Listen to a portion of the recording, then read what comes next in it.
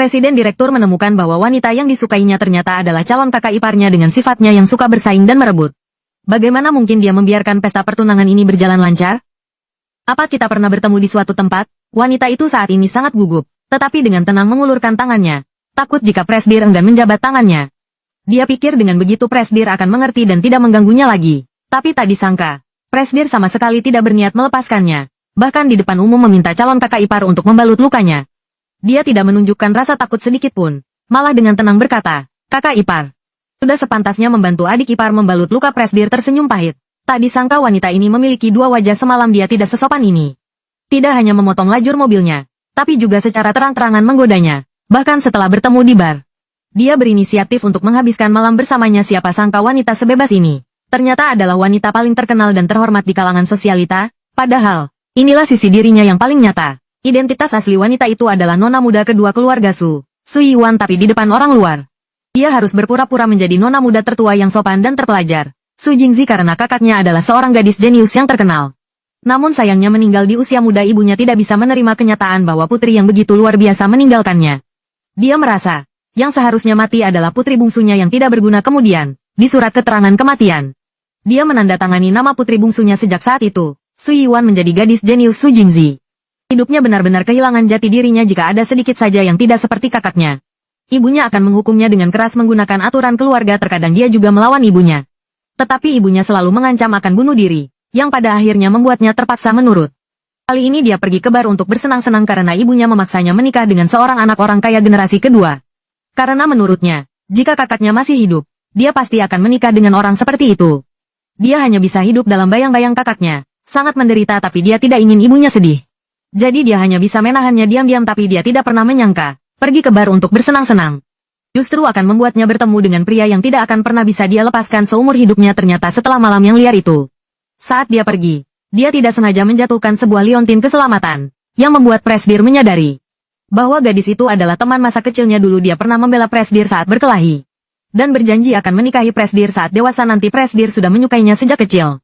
Kalau bukan karena seluruh keluarganya pindah ke luar negeri, mereka tidak akan kehilangan kontak. Sekarang setelah identitasnya terkonfirmasi, Presdir terus menyuruh bawahannya untuk mencarinya. Tak disangka, di pesta pertunangan Kakak Ji, dia bertemu lagi dengannya. Perlu diketahui, Kakak Ji di permukaan adalah seorang pria terhormat. Tapi diam-diam dia selalu memiliki hubungan yang tidak jelas dengan seorang bintang besar karena dia tidak ingin kehilangan wanita itu. Dia juga tidak akan membiarkannya menikah dan menderita. Tak disangka, sebelum Presdir mengambil langkah selanjutnya, bintang besar itu malah mulai berulah. Dia iri karena wanita itu merebut posisinya sebagai istri dari keluarga kaya. Jadi dia ingin membuat wanita itu malu di depan umum. Ku dengar Nona Su mengadakan resital solo pada usia 9 tahun. Masuk akademi musik ternama pada usia 12 tahun. Dan menjadi kepala pianis orkestra filharmonik pada usia 16 tahun. Entah apakah kami cukup beruntung untuk mendengar permainan piano Nona Su. Ini semua adalah prestasi kakaknya semasa hidup. Dia tidak memiliki bakat setinggi kakaknya meskipun ibunya ingin mengubahnya menjadi seperti kakaknya. Pendidikan yang menekan justru membuat putrinya trauma terhadap piano bahkan sampai sekarang. Dia tidak bisa memainkan satu lagu pun. Hal ini selalu dirahasiakan putrinya dari ibunya.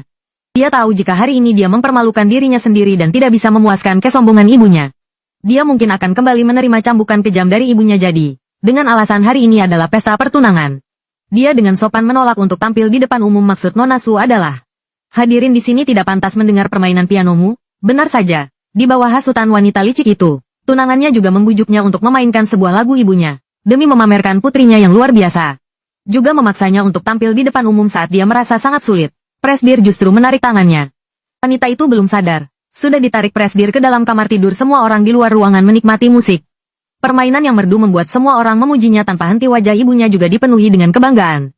Padahal, yang tampil hanyalah Presdir. Sen Yun Cheng bukanlah orang baik. Dia sudah mengencani banyak wanita. Sudah kotor, tapi aku berbeda.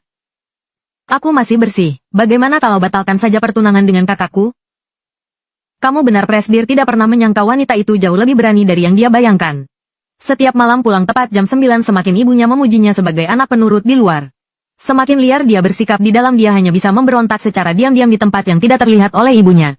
Setidaknya di depan Presdir, dia ingin menjadi Su Yuan kembali mendengar perkataan ibunya. Presdir tersenyum licik, padahal, bagi wanita itu, dia hanyalah mainan untuk melepaskan diri dari sangkar. Aduh. Suara pianonya melengking dan sumbang, tidak membentuk lagu. Kemampuan Nona Su ini setara dengan pemula, ya? Diam kamu, aku aku tidak salah bicara, keluarga bangsawan hanya penampilan luarnya saja.